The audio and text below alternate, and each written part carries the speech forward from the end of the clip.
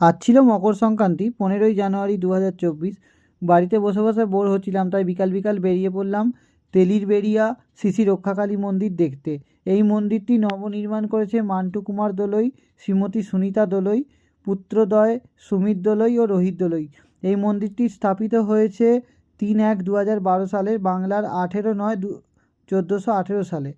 তো এই মন্দিরটা খুব ভালো একটি মন্দির। এটি অবস্থিত তেলির বেড়িয়াতে, এবং এটি হচ্ছে আমাদের জয়পুরের আগে যে ঝামটিয়া পড়ে, ঝামটিয়ার পরে তেলিরবেড়িয়াতে অবস্থিত। আর মন্দিরটি খুব সুন্দর করে করেছে, এবং মন্দিরের মানে ডেকোরেশনটা যেমন দুর্দান্ত, ঠাকুরও খুব জাগ্রত।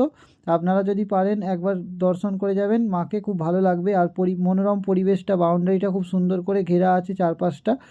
আর এটা হচ্ছে কাশমলি দিয়েও যাওয়া যাবে, আর না হলে জয়পুর দিয়েও যাওয়া যাবে। হাওড়া ডিস্ট্রিক্টের যে খালদা জয়পুর আছে, জয়পুর দিয়েও যাওয়া যায়। খুব ভালো লাগবে জায়গাটা।